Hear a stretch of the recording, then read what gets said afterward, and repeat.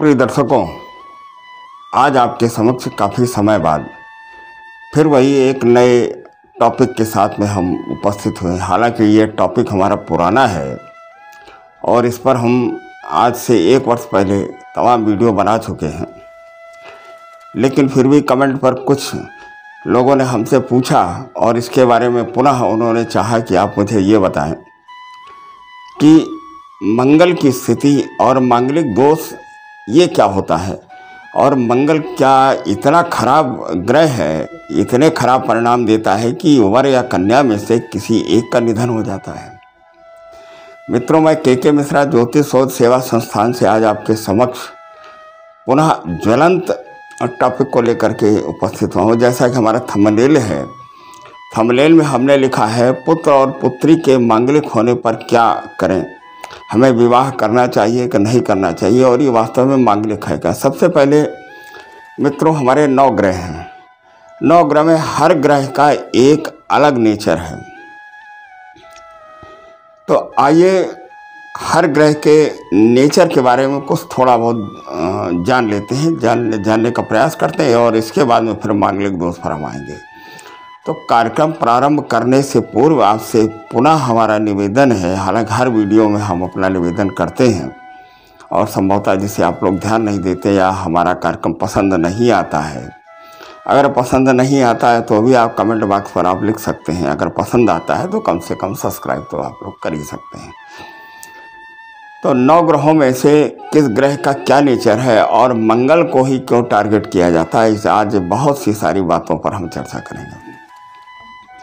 और जन्म कुंडली में लग्न चक्र में मंगल की स्थिति कहाँ हो तो मांगलिक दोष बनता है। हालांकि जो इस वीडियो में हमने जो चार्ट दे रखा है, इस चार्ट में हमने मंगल की स्थिति को बताया है, उसे स्पष्ट किया है। ये जो हमारा चार्ट है, इस चार्ट में हमने बताया है कि मंगल की जो स्थिति है वो कैसी हो, और मंगल प्रथम भाव, चौथे भाव, 7वें भाव, 8वें भाव और 12वें भाव में अगर मंगल हो तो मांगलिक दोष बनता है, मांगलिक योग बनता है। योग और दोष यानी योग माने युति से होता है, संबंध से होता है, रिलेशन से होता है, और चूंकि उसका कुछ को प्रभाव पड़ता है, इसलिए उसे हम दोष की गणना हमने की है। मित्रों, सबसे पहले आइए ग्रहों के नेचर को जो समझ लेते हैं। हालांकि टॉपिक हमारा ये नहीं, टॉपिक हमारा केवल मंगल पर है। मित्रों, सूर्य हमारा ग्रह मंत्रमंडल का राजा है। इनका जो नेचर है तप्त और राजसी प्रवृत्ति रखने वाला व्यक्ति है। तो सूर्य से प्रभावित जो व्यक्ति होते हैं, इनके अंदर राजसी प्रवृत्ति होती है। राजाओं जैसे इनका स्वभाव होता है, राजाओं जैसे इनका, और इनका जो कार्य भी होता है वो इसी तरह का होता है कि किसी से झुकना ये लोग पसंद नहीं करते। अब बात कर लेते हैं सूर्य के बाद चंद्रमा का। चंद्रमा शीतलता प्रदान करने वाला ग्रह है, ये स्त्री ग्रह है, और इसका संबंध स्त्री से बने घर की स्त्रियों से, खासतौर से माता से जोड़ा जाता है। चंद्रमा मन और मानसिक का कारक है। चंद्रमा की स्थिति अगर नीच की होती है या खराब होती है तो व्यक्ति मानसिक उलझनों से और मानसिक झंझावात से निकल करके बाहर नहीं आ पाता है। चंद्रमा की बात हो गई। अब बात कर लेते हैं बुध की। मंगल की बात तो हम सबसे बाद में करेंगे, क्योंकि मंगल हमारा गौड़ ग्रह है, इसी पर यह पूरा वीडियो बनने वाला है। बात कर लेते हैं बुध की। बुध हमारा बुद्धि और विवेक का कारक है। पूरे मंत्रमंडल में बुध को कुमार ग्रह कहा गया है, लिहाजा इसकी जो गति होती है, माने क्षणे रुष्टा क्षणे तुष्टा वाली बात है, माने क्षण में स्थिति को बदलने वाला है, मानसिक स्थिति भी बदलती है। वाणी का कारक है। बुध का जो आधिपत्य होता है त्वचा पर होता है। बात कर लेते हैं गुरु की। गुरु हमारे देवगुरु और मंत्रमंडल में सबसे बृहद ग्रह, धर्म प्रधान।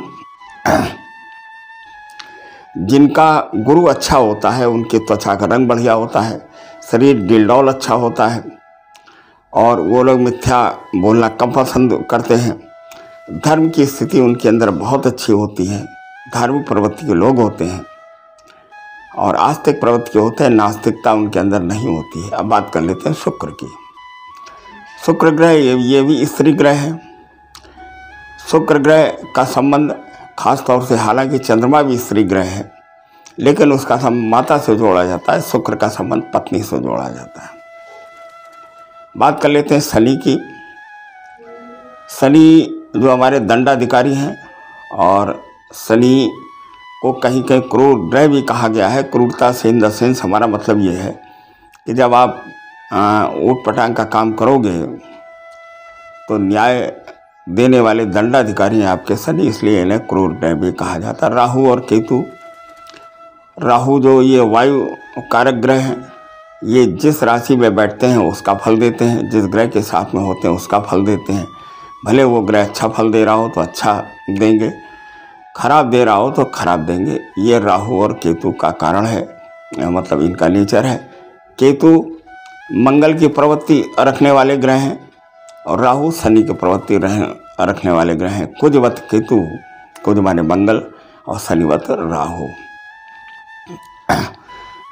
जिस भाव में मंगल और केतु की स्थिति एक साथ होती है उस भाव में क्रूरता बढ़ जाती है। आइए अब बात कर लेते हैं अपने मूल टॉपिक पर। आज का जो हमारा टॉपिक है कि मांगलिक दोष या मांगलिक योग होता क्या है। अब सबसे पहले मंगल के नेचर की बात कर लेते हैं।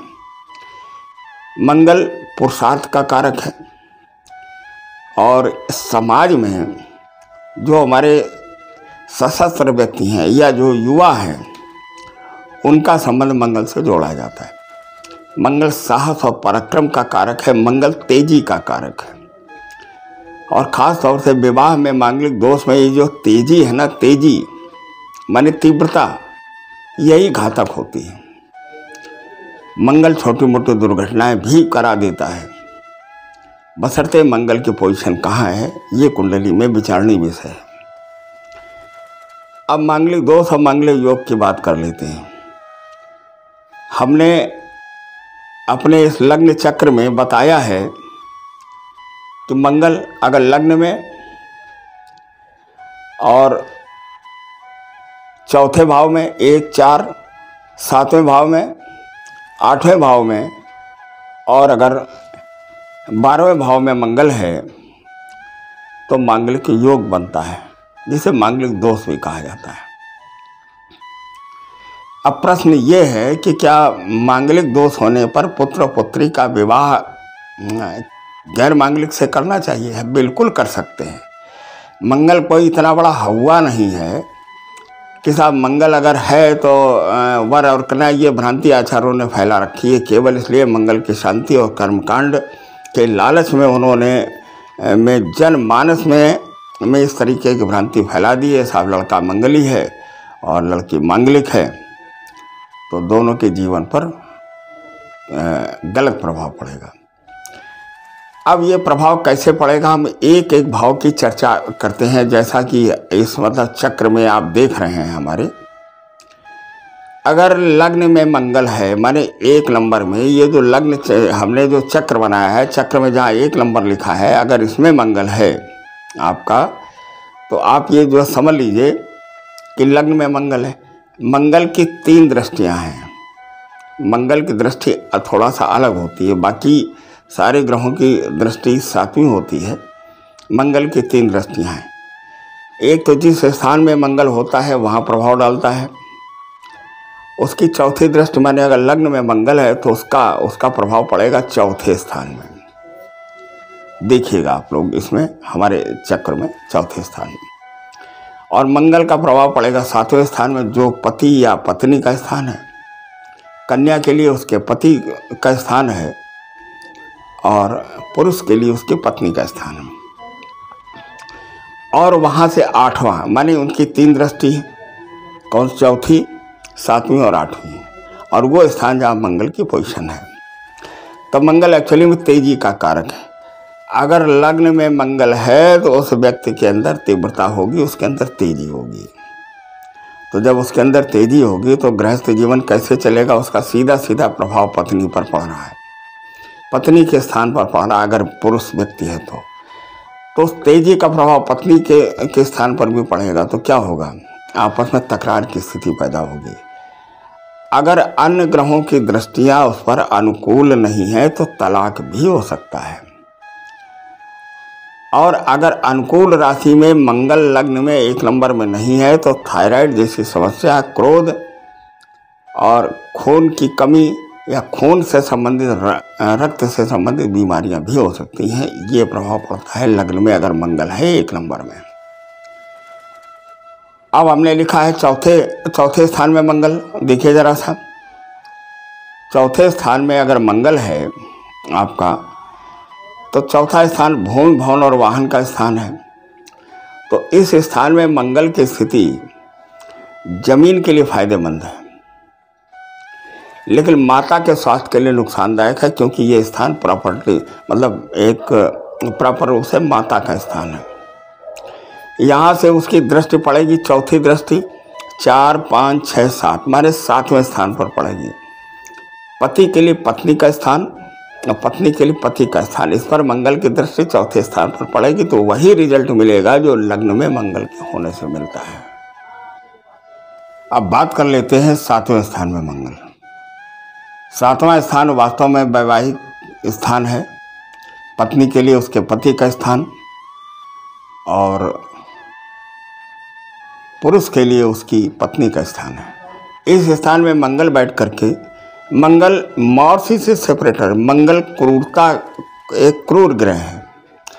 अगर यहाँ पर मंगल की अपनी राशि नहीं है, मेष राशि या वृश्चिक राशि, तो मंगल क्या करेगा, यहाँ पर एक दूरी बढ़ाएगा। और ये विवाह का स्थान है। इस स्थान पर मंगल बैठ करके दूरी को बढ़ाना अच्छी बात नहीं है, इसलिए लोग मना करते हैं कि लड़की मंगली है और लड़का मंगली है, विवाह नहीं करना चाहिए। मित्रों, किसी एक ग्रह को दोष देना उचित नहीं। अभी हम इसके बाद में हम बात करेंगे। अब यहाँ से उसकी जो दृष्टि पड़ेगी, उसकी 7वें स्थान में अगर मंगल है तो उसकी चौथी दृष्टि 7, 8, 9, 10 माने कर्म के स्थान में पड़ेगी। बिल्कुल ठीक है, मंगल कर्म के स्थान में जो बैठ करके कार्य में तेजी लाएगा, चौथी दृष्टि। और इसके बाद में उसकी 7वें दृष्टि उसके लग्न पर पड़ेगी। अगर स्त्री है तो उसकी जो दृष्टि पड़ेगी उसके पति के स्थान पर पड़ेगी, और मंगल की दृष्टि पति के स्थान पर अगर पड़ेगी तो वहाँ क्रूरता पैदा करेगा। तो हो सकता है पति से आपका तालमेल ठीक ना बैठे। और वहाँ से 7वें स्थान से जो 8वीं दृष्टि पड़ेगी वो वाणी के स्थान में पड़ेगी। ये आप लोग, हमने जो चार्ट बनाया है इसमें 1 नंबर से नंबरिंग दी हुई है, नंबर दिए हुए, आप इनको अच्छी तरह से देख लीजिए, समझ लीजिए। जहाँ ना समझ में आए वहाँ आप लोग हमसे फ़ोन करके बात कर सकते हैं। और 7वें स्थान में मंगल की जो दृष्टि पड़ेगी दूसरे स्थान में, दूसरा स्थान पत्नी के लिए अगर 7वें स्थान से हम काउंट करें तो 8वां स्थान आयु का स्थान बैठता है। किसका? पत्नी के लिए उसके पति के आयु का स्थान, और पति के लिए उसकी पत्नी की आयु का स्थान। तो 7वें स्थान में मंगल की दृष्टि उसके आयु के स्थान में पड़ेगी। आयु वाणी का भी स्थान होता है। लग्न का माने अगर पुरुष व्यक्ति है तो उसकी वाणी के स्थान में अगर मंगल की दृष्टि पड़ेगी तो वाणी दोष बनाएगा, वाणी में क्रूरता ले आएगा। किस तरह की जो क्रूरता माने तेजी ले आएगा, मतलब वो ऐसे शब्द में बात करेगा कि ऐसा लगेगा जैसे किसी ने लठ मार दिया हो, है ना। और ये सब चीज़ें गृहस्थ के लिए, समाज के लिए उचित नहीं है। तो 7वें स्थान में मंगल ये प्रॉब्लम खड़ी करता है। अब बचा हमारा 8वां स्थान। मित्रों, 8वां स्थान आयु का स्थान होता है। किसका? अगर पुरुष है तो उसकी आयु का स्थान है, अगर पत्नी है तो उसकी आयु का स्थान है, अगर स्त्री है तो। और आयु के स्थान में मंगल बैठ करके अगर उनकी स्वराशि नहीं है, अगर अपनी राशि मेष राशि और वृश्चिक राशि नहीं है, तो इस स्थान पर मंगल बैठ करके आयु में कमी लाता, अल्पायु योग बनाता है। दुर्घटना अभी शुरुआत में बता चुके हैं कि मंगल छोटी मोटी दुर्घटनाएं भी कराता है, ये उसके नेचर में शामिल है। तो 8वें स्थान में मंगल बैठ कर के ये समस्या खड़ी करता है। अब यहाँ से चौथी दृष्टि को काउंट कर लेते हैं, 8, 9, 10 और 11।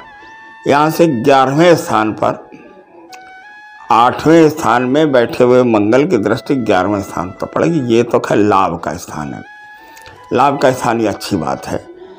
अब 8, 9, 10, 11, 12, 1 और 2, और यहाँ से 8वें स्थान से जो दृष्टि पड़ेगी उसके वाणी के स्थान में पड़ेगी।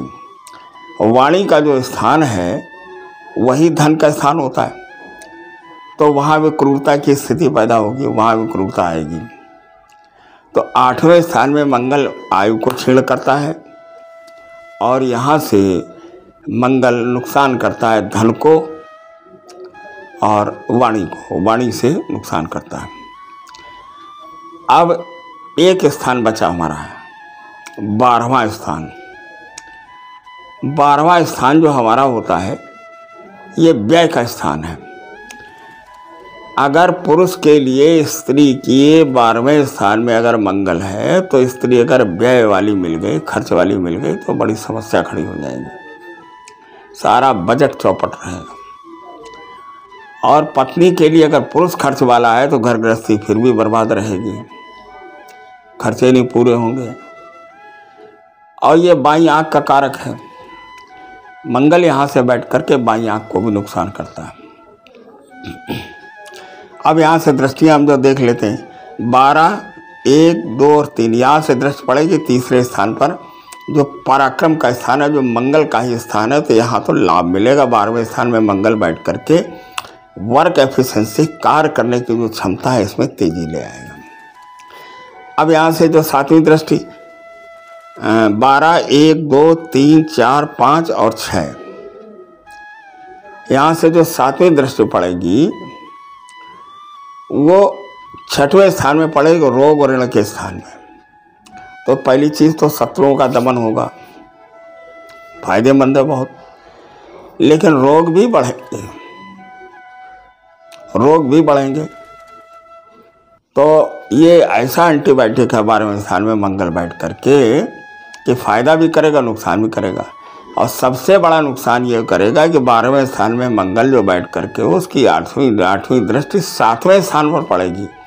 अब बार बार विवाह की बात आ रही है, 7वें स्थान की बात आ रही है, तो इससे ये लग रहा है कि वैवाहिक संबंध भी खराब होने चाहिए। इसलिए लोग मंगल और माने मंगल की स्थिति मांगलिक योग माने मांगलिक दोष होने पर पुत्र और पुत्री का विवाह मांगलिक वर या कन्या से ही करते हैं। उसके पीछे कारण कि तराजू का पल्ला भारी कर देते हैं, बराबर कर देते हैं। एक तरफ वजन रखा है, दूसरी तरफ उन्होंने वजन रख दिया, बैलेंस बना रहेगा। लेकिन मैं इसको सिरे से खारिज करता हूँ। मेरे विचार से मंगल अमंगलकारी नहीं, मंगलकारी भी है, भी शब्द हमने लगाया। जन्म के समय मंगल की स्थिति देखनी चाहिए, मंगल पर लगने वाले अच्छे और खराब ग्रहों की दृष्टि देखनी चाहिए, मंगल की पोजीशन देखनी चाहिए। इन सारी चीज़ों को देख करके ही डिसीजन लेना चाहिए कि हमें मांगलिक वर से विवाह करना है या गैर मांगलिक से विवाह करना है, या मांगलिक कन्या से विवाह करना है या गैर मांगलिक कन्या से विवाह करना है। केवल 5 स्थान में माने पहले स्थान, चौथे स्थान, 7वें स्थान, 8वें, 12वें स्थान में अगर मंगल है तो ठीकरा नहीं फोड़ देना चाहिए। ये सब मंगल है, मंगली है, हम विवाह नहीं करेंगे, बिल्कुल गलत बात है। मंगल व्यक्ति के जीवन में बहुत आवश्यक ग्रह है। जिनका मंगल खराब होता है, जिनका मंगल नीच का होता है, वो अपने जीवन में कुछ कर नहीं पाते। मंगल का मजबूत होना अति आवश्यक है। बस इसके अलावा हमने ये बात करी। अगर आप लोगों को कुछ पूछना हो तो कमेंट बॉक्स पर आप हमसे पूछ सकते हैं। और अगर कुंडली का विश्लेषण आप लोग कराना चाहते हैं तो नीचे जो नंबर दिया है 9450347651, इस पर आप मैसेज करके अपॉइंटमेंट ले सकते हैं। फिर से हमारा निर्णय यह है कि मंगल की स्थिति पहले स्थान, चौथे स्थान, 7वें, 8वें, 12वें स्थान में देख करके पुत्र पुत्री का विवाह खारिज नहीं कर देना चाहिए। किसी योग आचार से कुंडली का विश्लेषण करा करके ही निर्णय लेना चाहिए। मंगल अमंगलकारी नहीं, मंगलकारी भी है। ये हमारा निर्णय, ये हमारा मत है। इसके साथ में हम इस वीडियो को समाप्त करते हैं। मिलेंगे किसी नए कार्यक्रम। धन्यवाद, नमस्कार। प्रेम से बोलो जय श्री राम।